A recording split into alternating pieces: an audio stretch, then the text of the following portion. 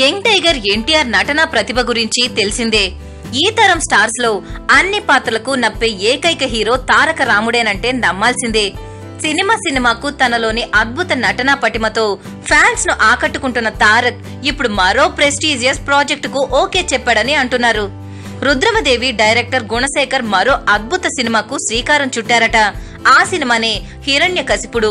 Rana lead రోల్లో నటించబోతున్న ఈ సినిమాలో యంగ్ టైగర్ ఎన్టీఆర్ నృసింహ అవతారంలో కనిపించడానికి ఓకే అన్నాడట. రుద్రమదేవిలో గోన గన్నారెడ్డి ఛాన్స్ వచ్చినా వదులుకున్న తారక్ ఈసారి గుణశేఖర్ ఇచ్చిన అవకాశం వదులుకోవాలని అనుకోవట్లేదట.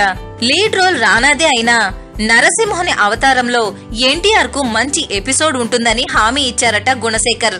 ఈ ప్రాజెక్ట్ కు తారక్ దాదాపు ఓకే అన్నట్టు తెలుస్తోంది.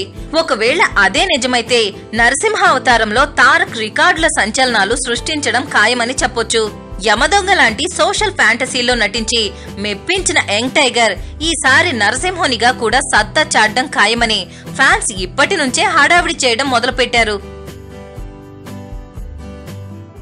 ఈ వీడియో మీకు నచ్చినట్లయితే లైక్ చేయండి, షేర్ చేయండి. మా మూవీ బ్లెండ్స్ ఛానల్ ని సబ్స్క్రైబ్ అవ్వడం మాత్రం మర్చిపోకండి.